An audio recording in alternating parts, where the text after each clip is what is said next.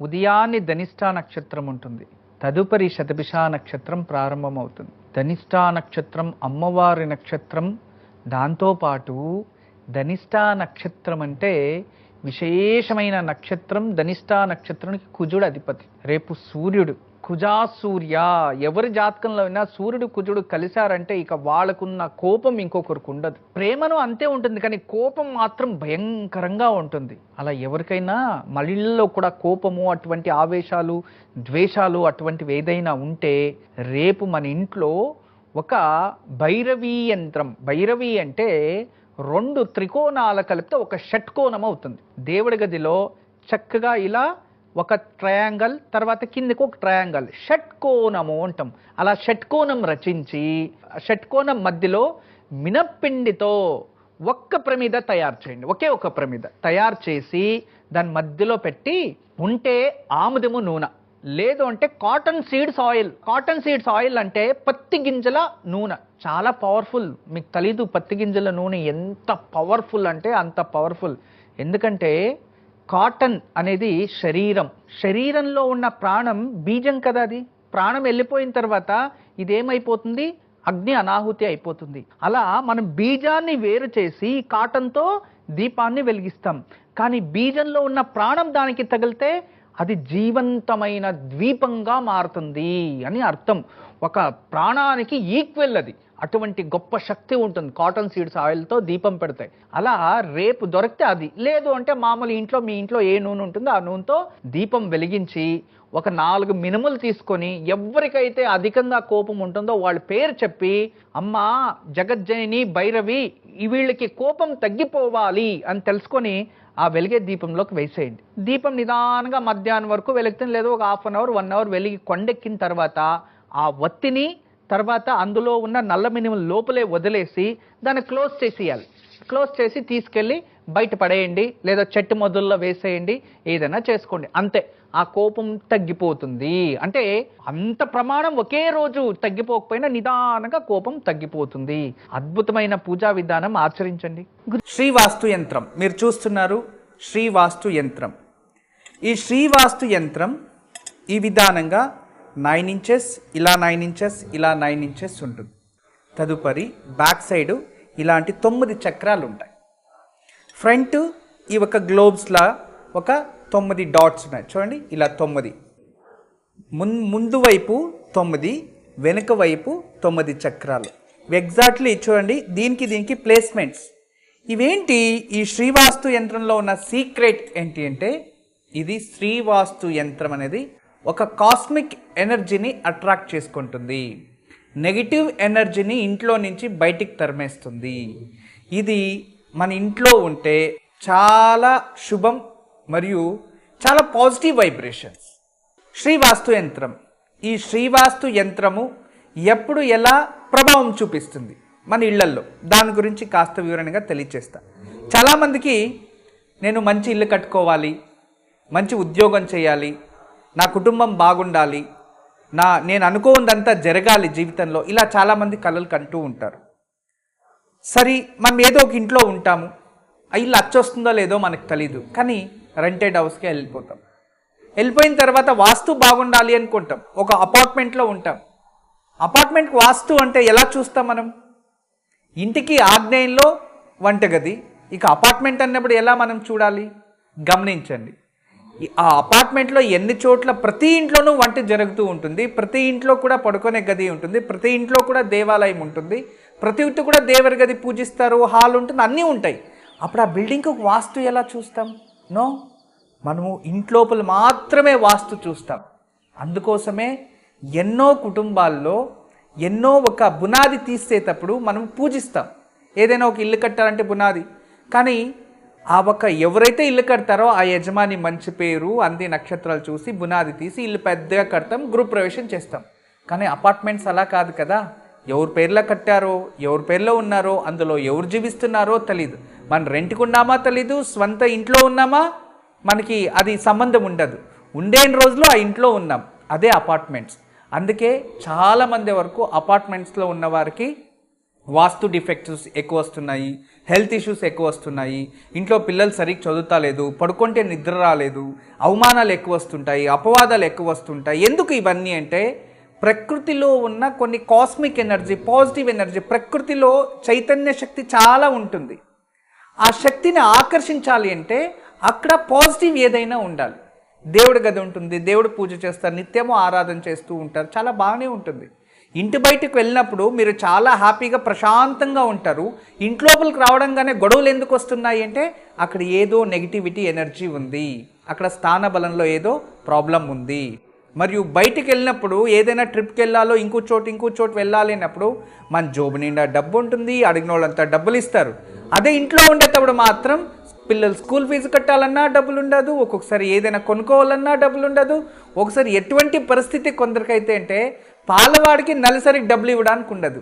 ఎందుకు ఇలా అవుతుంది అంటే అక్కడ మనీ అంటే డబ్బుని ఆకర్షించే శక్తి ఏదైతే ఉందో అది ఇంట్లో తగ్గిపోయింది. అందుకే ఇంట్లో ఉన్నప్పుడు మన దగ్గర డబ్బులు ఉండలేదు అని అర్థం. అలా దేవుడి గదిలో వెళ్తాము, పూజిస్తాము. పూజించాలంటే బయట దేవుడి భక్తి చాలా బాగుంటుంది. దేవుడి గది లోపలికి అడుగుపెట్టే లోపే అక్కడ దీపం వెలిగించేసి రేపు చేసుకున్నాంలే పూజ నమస్కారం చేసుకొని బయటకు వచ్చేస్తారు. అంటే అక్కడ దేవుడి గదిలో కూడా ప్రశాంతత లేదా మనకి అని అనిపిస్తూ ఉంటుంది.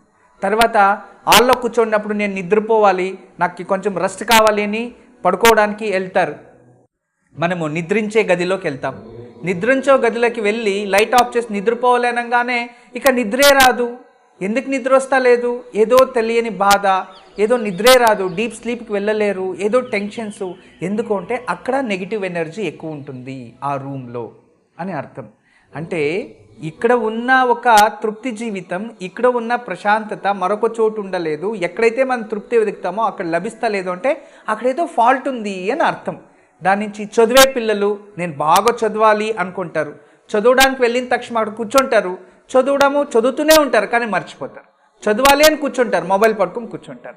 అంటే చదివే గదిలో ఏకాగ్రత, చదివే గదిలో చదువులేకపోతున్నారు అంటే అక్కడేదో ఫాల్ట్ ఉంది. పూజ గదిలో మనం సరిగా పూజ చేయలేకపోతున్నామంటే అక్కడేదో తెలియని నెగిటివ్ ఎనర్జీని మనల్ని దూరం చేస్తూ ఉంది. ఈ విధానంగా నిద్రించే సమయంలో మనకి ఎందుకు ప్రాబ్లమ్స్ వస్తున్నాయి అంటే ఆ నిద్రించే గదిలో ఏదో ప్రాబ్లం ఉంది అని అర్థం.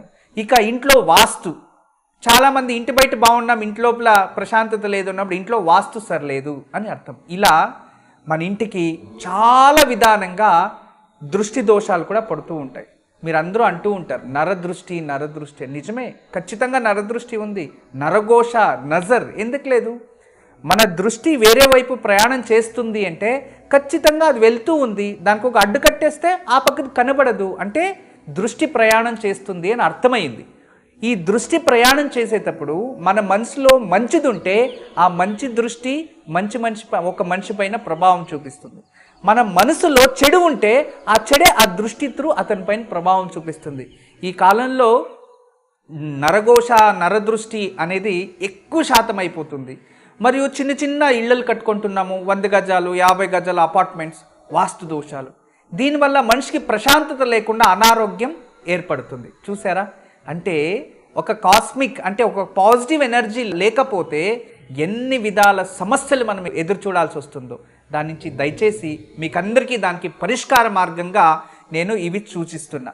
ఎందుకంటే చాలామంది పిల్లలు సరిగా చదువుతలేదు, ఇంకొకరు మా ఇంట్లో ప్రశాంతత లేదు, భార్యాభర్తల మధ్యలో సఖ్యత లేదు, దేవుడి గదిలో సరిగా పూజ చేయలేకపోతున్నా, ఇంట్లో ఏదో తెలియని బాధ అనిపిస్తుంది, మా ఇంట్లో ఎప్పుడు కూడా ఏదో తెలియని ఒక శ్మశానంకి వెళ్ళినట్టు అనిపిస్తూ ఉంటుంది, మా ఇంట్లో కలగానే ఉండదు ఎప్పుడు కూడా. ఇక మా ఇంటికి చాలామంది వచ్చిన వాళ్ళంతా వాస్తు దోషం అని చెప్తూ ఉన్నారు, మేము ఏం చేయాలి అని ప్రశ్నిస్తూ ఉండేవారు. వాళ్ళందరికీ కూడా ఒక మార్గోపాయం చాలా రోజుల తర్వాత రీసెర్చ్ చేసి ఇప్పుడు ఈ శ్రీవాస్తు యంత్రాన్ని మేము చూపిస్తున్నాం. ఈ శ్రీవాస్తు యంత్రాన్ని ఎప్పుడైతే ఎక్కడ ఫాల్ట్ అనిపిస్తుందో అక్కడ ఒక మేక కొట్టి తగిలించాలి అంతే. పిల్లలు చదువుతా లేదు, చదివే రూమ్లో పిల్లలు ఏకాగ్రతగా చదవాలి అనుకుంటున్నారా? అక్కడ ఒకటి తగిలించండి. మీరు నిద్రించే ఒక రూమ్లో మాకు సరిగా నిద్ర వస్తలేదు, పడుకుంటే చెడు కళలు వస్తున్నాయి, నిద్రించే గదిలో ప్రశాంతత లేదు అనిపిస్తుంది, అక్కడ ఒకటి తగిలించండి. లేదు ఎవరో వాస్తు దోషం అని చెప్పారా, ఇంట్లో వాస్తు దోషాని కోసం ఇంటి హాల్లో ఒకటి తగిలించండి. లేదా పూజ గదిలో ఏదో ప్రశాంతత లేదు, ఏకాగ్రత లేదు, మెడిటేషన్ చేయలేకపోతున్నా అంటే పూజ గదిలో ఒక మేక కొట్టి అక్కడ ఒకటి తగిలించండి. శ్రీవాస్తు యంత్రము అంటే ఇది పూజ చేసే అవసరం లేదు, ఇది ఒక సైంటిఫిక్ రీజన్లో తయారు చేసాము. 999 టోటల్ 9 ఉంటుంది, I2 అంతా ప్రతి ఒక్కటి కూడా ఎన్నుకున్న ఈ 9 చక్రాలు ఉన్నాయి చూడండి. ఈ 9 చక్రాలు ఈ ప్రకృతిలో ఉన్న కాస్మిక్ ఎనర్జీని అట్రాక్ట్ చేస్తుంది. లక్ష్మి ఒక చక్రం ఇందులో ఉంటుంది. ఈ లక్ష్మీ చక్రం వచ్చి ఫైనాన్స్ అంటే ధనాన్ని ఆకర్షిస్తుంది. ఆ తర్వాత ఆంజనేయ స్వామి యంత్రం ఉంది, ఇంట్లో ధైర్య సాహస లక్ష్మి అంటాం, ప్రతి ఒక్కరికి కూడా ధైర్యాన్ని అందిస్తుంది. ఈ ఆంజనేయ స్వామి వల్ల చెడు గ్రహాలు, చేతబడులు ఇలాంటి ప్రభావాలు మనపై చూపించకుండా ఆ ఒక శక్తిని, ఇది పాజిటివ్ ఎనర్జీని ఆకర్షించి అలాంటి శక్తిని దూరం చేస్తూ ఉంటుంది. మరియు ఇందులో విశేషంగా మృత్యుంజయ చక్రం ఉంది. ఈ మృత్యుంజయ చక్రం ఇంట్లో అందరినీ ఆరోగ్యంగా కాపాడడానికి ఏదైతే శక్తి కావాలో ఆ శక్తిని ప్రకృతిలో ఆకర్షిస్తూ ఉంటుంది. ఇక మరియు ఇందులో దుర్గా చక్రం ఉంది. దుర్గా చక్రం అంటే మనము ఏదైనా ఒక శత్రువులు కావచ్చు, మన బంధువులు కావచ్చు, ఇంకొక చోట్ల కోర్టులో వాటి విచారాల్లో మనకు గెలవాలి అంటే మనకి శక్తి కావాలి, ధైర్యం కావాలి, యుక్తి కావాలి. మనకి ఎవరైనా చెడు చేయాలని వచ్చినా కూడా వాడు ప్రశాంతంగా వెళ్ళిపోవాలంటే అటువంటి ఆకర్షణ శక్తి అంటే పాజిటివ్ శక్తి అనేది మనకు కావాలి. ఆ చక్రం కూడా ఇందులో ఉంటుంది. అంతేకాదు ఇంట్లో డివైనిటీ ఎనర్జీ, భక్తి భావనం సృష్టించడానికి కావాల్సిన వాస్తు చక్రం ఇందులో ఉంది. తర్వాత ఈ 9 చక్రాల్లో మనకి ఆరోగ్యము మరియు ధనాకర్షణ మరియు సద్బుద్ధి మరియు ఏకాగ్రత పెంచుకోవడానికి మరియు నిద్రపోతే నిద్ర రావడానికి ఇటువంటి పాజిటివ్ ఎనర్జీ ఎన్ని కావాలో అన్ని ఆకర్షిస్తుంది ఈ ఒక చక్రం. ఇది ఎక్కడైతే ఇంట్లో వాస్తు దోషం ఉంది అని ఎవరైనా చెప్తారో ఆ ప్రదేశంలో, ఆ ప్లేస్లో జస్ట్ ఒక మేకు కొట్టి దాన్ని తగిలించండి, ఆ వాస్తు దోషం అక్కడి నుంచి వెళ్ళిపోతుంది. వాస్తు దోషము అంటే ఏంటి? అక్కడ నెగిటివ్ ఎనర్జీ ఎక్కువ ఉత్పాదన జరుగుతుంది, దాన్ని తగ్గిపోతే కాస్మిక్ ఎనర్జీ క్రియేట్ అవుతుంది, అప్పుడు వాస్తు దోషం పోతుంది, అంతే. ఇలా ఎక్కడైతే నెగిటివిటీ అని చెప్తున్నారో ఈ గోడని తోసేయాలి, లేదో ఇంకొక గోడని కట్టాలి, ఆ తర్వాత రోడ్డు కుద్దుంది, మా ఇంటికి రోడ్ ఇట్టుంది, ఇలా చెప్తూ ఉంటారు కదా. రోడ్ ఇట్టు ఉంటే దాని ఆపోజిట్ ఇది ఒక తగిలించండి చాలు. వేరే నడకదారి ఏదైనా పడుతుందా అక్కడ మేకు కొట్టి ఇంటి బయట ఒక తగిలించండి.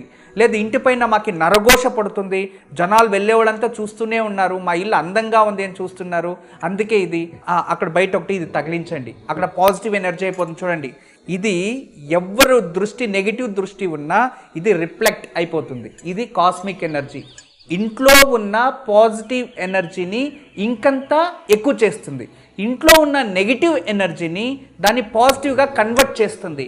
మరియు ప్రకృతిలో ఉన్న సకారాత్మక శక్తి, చైతన్య శక్తిని ఇది ఆకర్షించి ఇది ఎక్కడైతే ఉంటుందో అక్కడ రోజు రోజుకి ప్రశాంతతని అందిస్తుంది. అద్భుతమైన చక్రము ఇది, ఎన్నో సమస్యలకి ఇది నివారణ చేస్తుంది.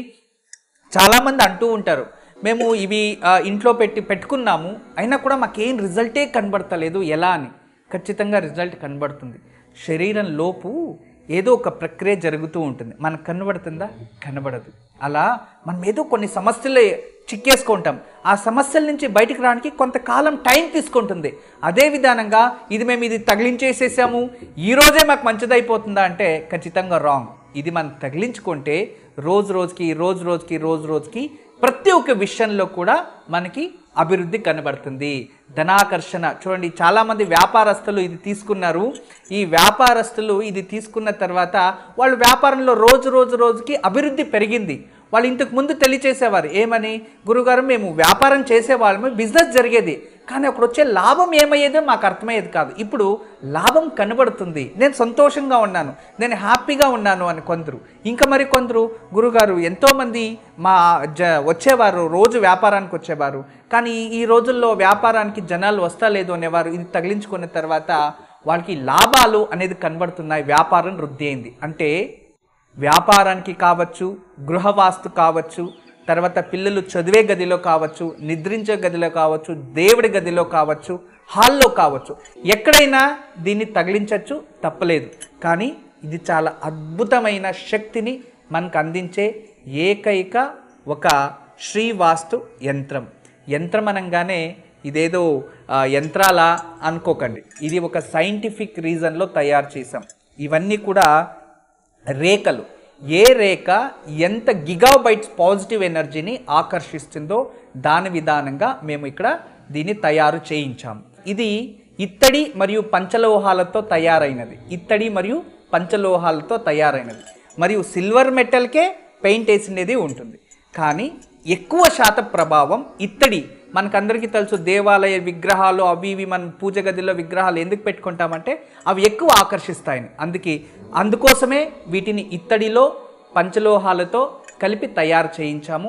చాలా అద్భుతంగా ఇది పనిచేస్తుంది. కానీ దీని పనితీరు అనుభవించిన వారికి మాత్రమే తెలుస్తుంది. ఇది చాలా పాజిటివ్ ఎనర్జీ, చాలా సకారాత్మకంగా ఉంటుంది.